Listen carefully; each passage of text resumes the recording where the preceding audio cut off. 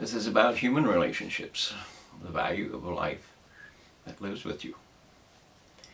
Or more critically, it is how we treat each other. You don't have a relationship unless you respect each other. It's just the facts. Respect means that you understand that I have my own choices to make, and I understand you have your own choices to make. And the things that are real, the things that are true, are simply real and simply true. They're not choices to be made. They are realities to be established and accepted as facts. So in terms of relationships, relationship between a child and a parent is required to be, don't judge me. Not, don't judge the parent and don't judge the child. Don't measure each other, because when you measure each other, you judge each other. And if you judge each other, you find reasons not to respect each other. And that, of course, tears apart relationships, because respect drowns with that. So you must not measure each other, and you must not make choices for each other. Because if you make a choice for someone else, then you accept the idea that you can do better than they can. While, between children and parents, some of that must be true. The reality of any relationship is that I have the freedom to make my own choices because I am an individual, an identity that deserves his or her own choice. So consequently, if you want to be friends, and that goes between parent and child, or lovers, or friends of any kind, you have to let freedom run its course. That doesn't mean you let somebody drive 100 miles an hour into a brick wall without saying stop. Or listen to me, or things like that.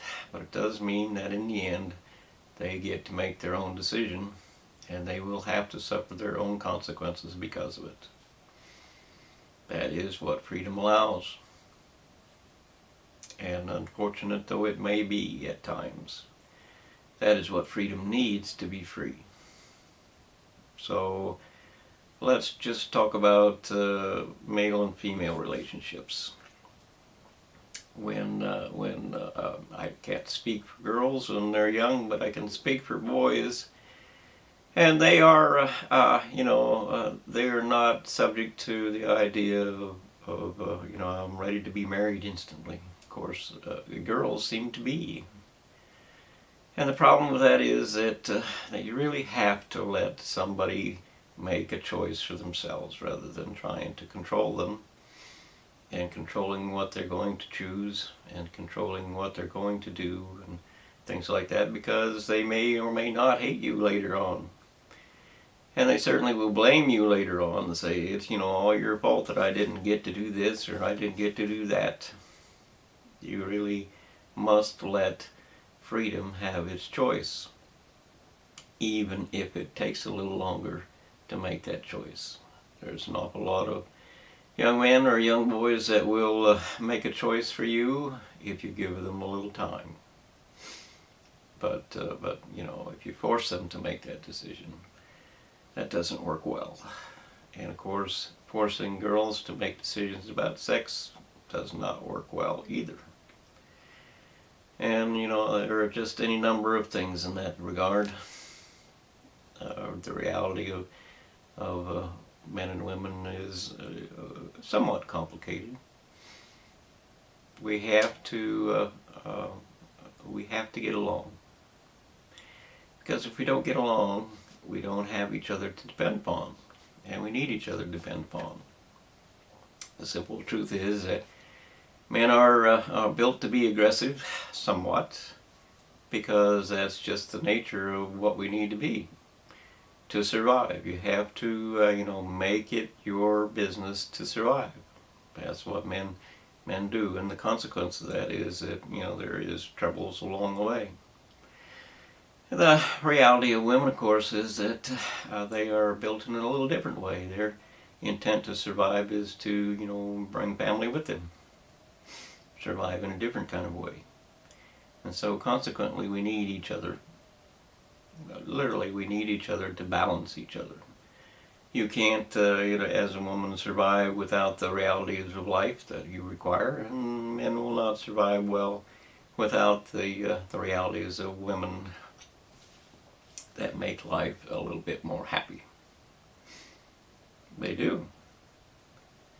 So, there are things that we need to be for each other.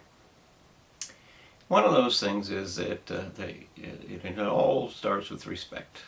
If you do not respect each other, if you don't respect the fact that, my body is my own, you cannot own it. It's mine. It is mine. You cannot own it. So, if you don't respect that, you'll end up being judged. And once you're judged, you're going to lose your friendship. Because that's what judgment is. It's measured, are you worth it to me or are you not? And if you begin to say, well, you are worth it to me even though I don't like this, that means they are using you for something that they want. Want is a very critical reality of human behavior. It controls every lie, and it controls most behaviors, because want is something that you desire that you would not otherwise have. So people manipulate and they control and they tempt and all kinds of things to get what they want, because they figure without that they cannot have what they want. And of course reality it doesn't care about what you want. Reality is reality. So it's a choice. Are you going to live the reality or the real life that you have, or are you going to want something else? When you want something else instead of the reality that you have, you create all kinds of troubles. Because, to get what you want when reality will not give it to you means you have to steal it in some form or fashion. Lying is, of course, a form of stealing. So liars are a problem, and you should avoid them if you have an option. Want is an even bigger problem, because it's the want that makes the lie. So be aware of that. Try to avoid wanting yourself. It never ends well. There's a price to be paid for all of that, and it never ends well. Or very, very rarely. So the big issue of male and female is respect. The big issue of whether or not you will be able to form a relationship is based upon want. Because if you want something that the other one does not, you can't. Your living together will not work out. Want has a way of ruining that. So you have to respect each other. You have to give each other the chance to find what it is that they want for themselves, or more correctly, what they desire for themselves. And desire is something that we inwardly want, or not want, but inwardly accept as the value of my life lives here.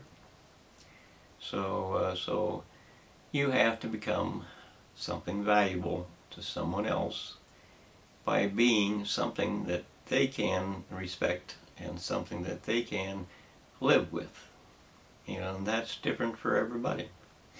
What I desire for my life is usually very different from what other people desire for their lives. So the living part of it becomes a problem at that point, because I cannot spend my life working for something that you want when I have to spend my life working for something that I desire instead. There's a difference there. If I spend all my time working for you, then I get nothing that I want for me, and relationships fall apart, or they are less than what they otherwise would be. But unfortunately, finding someone who can live with you and love you and respect you and give you the freedom to be yourself is really quite hard. A big portion of that, of course, is universities tear families and friendships apart. They do recreate some others, but they actually tear your initial friendships apart. You don't go to after you when you leave your community and you leave your school that you've already spent 18 years usually in with the people that are there. When you change that to go somewhere completely different, all those friendships die, or they fade away, or they become belittled in some form or fashion because you are not there. So time is a critical factor in all relationships. If you don't spend time with someone, your relationship will die. It doesn't mean that the love isn't still there. It just means that the living is lost. And it is the living that gives you the opportunity to share something. And when you share something, it proves or disproves that you do care about someone or something that has value to me. So consequently, you have to live in the moment. You have to accept whatever the future is going to bring. You have to, plan for what you can or cannot do. And you have to try your best not to be afraid of what could or will come, because it won't make any difference. And if it doesn't make any difference, why should you worry? So let's talk about sex. First part of that is men and women are completely equal. There is no difference between man and woman in terms of life. There is a difference in terms of living. But the value of a life is based upon happiness. If you're not happy, you soon find out that you don't necessarily want to live, unless you can find happiness. So therefore you have hope. Hope leads you to happiness by giving you the idea that there is something, somewhere, someone who can and will make you happy. So some people look at sex and say, that makes me happy, because the chemicals have an influence that, makes you, alters your current situation. But it won't make you happy. Chemicals cannot make you happy. They can only change your body chemistry a little bit and change how you act and react inside your body. So, irregardless of that, sex is not an answer, but it is an important fact of life. We are equals. Differences do not change that. We are equals because of life. Our choice is love or hate, to survive or not to survive. That's our basic two choices. You can choose to die, but if you choose to live, you will look for love or you will look for hate. It's one or the other, because there are no other real choices. Everything else is just a fact of life, and a reality that you must endure or not. So, what is love is a question. Excuse me. And the fact of the matter is that love is a freedom. Without a freedom, you cannot search for your own happiness. Without the freedom to be who you are, you cannot, experience everything that you need to experience or express, so that you become who you want to be or who you desire to be. Identities are formed because of happiness, and identities are formed because of freedom. Or identities are lost because of hate. You cannot build anything with hate. Hate is a chaos, which means it tears apart anything and everything that is complex to destroy it to its most simple level. And that, of course, is where some sexuality becomes involved. That would be, rape and other things. Tearing it down to the most simple level. Trying to find some form of happiness. But you cannot find it that way. You must build a life to be happy. And to build a life, you must value the other lives around you. In terms of sex, men and women must value each other. Not body-wise, but value each other.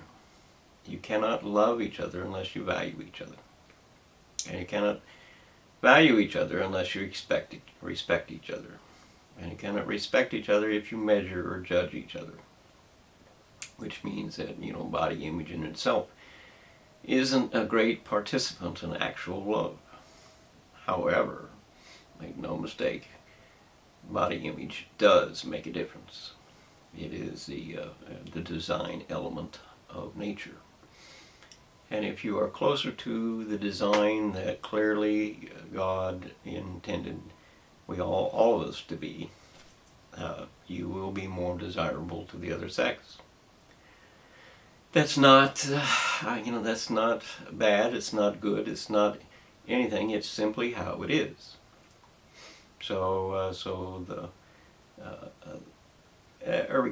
that, if you want to be an adult, the difference between a boy and a man is a boy does not understand that becoming sexual has a cost. It's just a toy. Becoming sexual does have a cost. It can hurt you, or it can hurt someone else, or it can hurt someone you love, or it can hurt your future, or it can hurt any number of things if you do not treat it with respect. You must, get in command of your own body and your own desire and your own sexuality, or you are not a man. That's just how it is. And young girls should understand that about boys. If they're just playing with their toy, they are not loving you, they're just playing with their toy. And I suspect, and to some degree women are the same, I have no idea. Nonetheless, to respect each other sexually, you need to understand certain things. And one of those is that, kissing, let's start there. Kissing is not an aggressive behavior if you are wise. Kissing is meeting in the middle, literally meeting in the middle in a balanced state so that you can describe to each other what you may or may not wish to do for each other. It's an art form, really. The second part of that is, and too many men don't understand, that, stop playing with your toy and start loving the woman that you're with. If this is where you're at, start loving the woman that you're with, and that means your toy is not the last part, but it's close to the last part. It's just your toy. Stop it. It's not a rodeo. It's not a thing that the movies will grant you as some kind of who cares? It's a toy unless you make it a tool, and if it's a tool, then it has a function and a purpose, and you can learn to use it. If you learn to use it, you will make the woman happy. If you don't, they're not going to want to have sex with you much more. And that's pretty much the simple explanation of it. If you love someone, you will care for them. If you love someone, you will share with them. And that does not mean that you will use or abuse them. So it's a choice. And of course, on the other side of that coin is women manipulate men. It's what they do. This is what they do. and nature created them all that way. So, or it seems like. So you have to be able to say no. If you're a man or a boy, you have to be able to say no if it's the wrong thing to do. Because women are testing you all the time. So you have to learn when it is or is not appropriate to say no. Because if you let someone tempt you, somebody who wants something from you, they're going to lie to you, and when they lie to you, they're going to take you in places and create a life for you that you didn't necessarily want or desire. And if they do that, you will not be happy with them, or you'll be less happy with them. So it's up to you to be the man, someone would say, and that means that you have to say no when it is right and apparent and true that it is necessary to say no. In other words, don't go getting yourself in tremendous debt because the girl wants to have this or that or the other thing and so on, because once you've gotten yourself into an enormous amount of debt, you will have a hard time getting back out. And if you have a hard time getting back out, if you become what it feels like a slave to the fact that you made a choice, it was your choice. You made a choice, but she tempted or led you to make that choice, which you probably would not have made otherwise. So then she becomes the guilty party, and people become unhappy with each other, and all kinds of even criminal behaviors arise from those things. So it's very important that you do not just be led around by the nose, so they say. Sex is a good thing. It's not a bad thing. Sex is a good thing. But it can lead you into all kinds of places and all kinds of ways that are bad for you. It's, you have to make choices that are honest, and you have to make choices that are true to what you choose to be. You cannot have a relationship without making your own choices. Therefore, if somebody, if you get married and you end up being divorced or something on that order, you were a prime participant in all that happened. There are issues which come out that negate your responsibility, which is all formed around hate. But basically, if there was love, then you are an equal participant in what happens after that.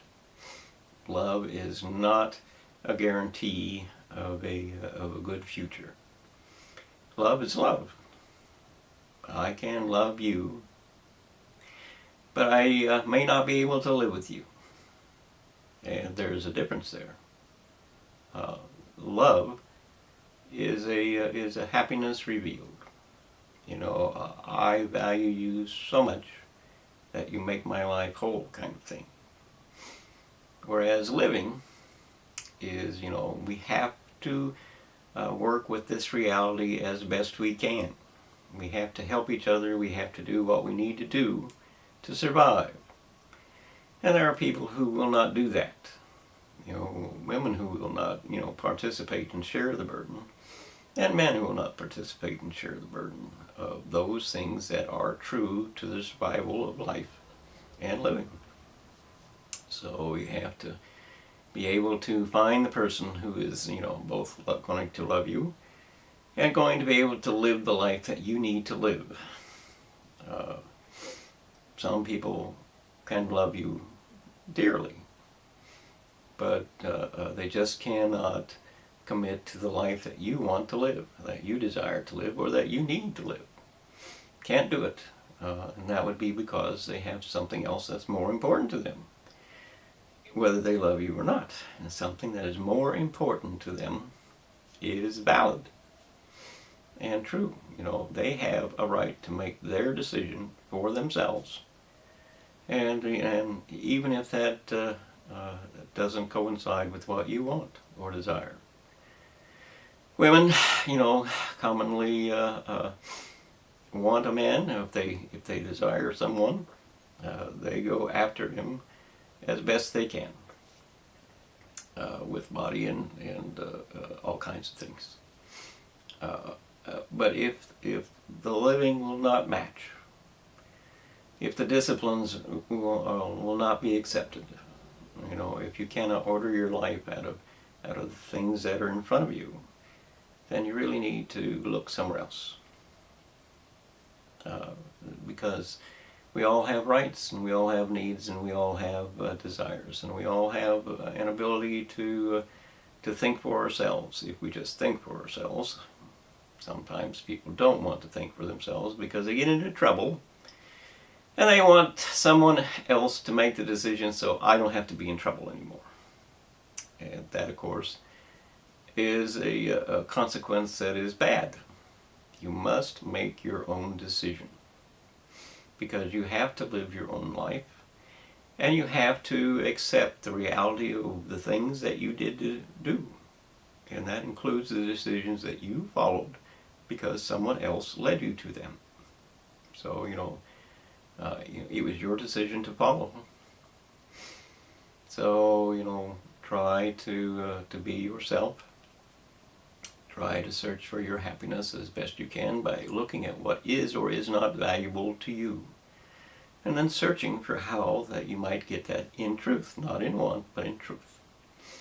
Truth is a very different thing than want. Truth only accepts what is real. Reality determines the path. Because, the future can only be found if you, can only be determined. Destiny can only be formed if you follow what is true.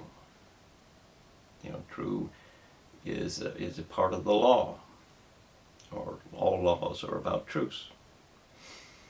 And all truths basically form some type of a law. So you have to be willing to accept the responsibility. That is your duty to make your decision, to determine your future, and be willing to honor the reality of what it costs to buy that future. It's not free. You have to pay for what you desire for yourself. And if it doesn't work out, you have to start over again. And you have to basically repent and say, okay, I was wrong, I'm sorry, kind of thing. I'll try to do better. That's what repent is. I'm going to try the best I can not to make that same mistake again. So, and that is very important. That gives you another chance, both inside and outside, with the rest of the world. So don't measure each other. Don't just look at bodies, because bodies don't make you happy. Bodies are a sign of the design that God gave to us all. Differences won't make you love someone or make you not love someone. But you should remember that a reality of human behavior is that each group tries to protect the men and the women of their own group. It's just an innate behavior. And that means if you look like me, you're part of my family kind of thing. And it is best if the miscellaneous different groups don't go having sex with each other, because if you do, you create troubles within your group, and you create troubles in their group, and it doesn't work out. There are enough troubles in the world to avoid that. You don't need to add more. Although, make no mistake, if true love is involved, you should be with the one who loves you and can live with you in your way, or in their way, or in his way, or her way, or whatever it is. But you have to be able to make the living work.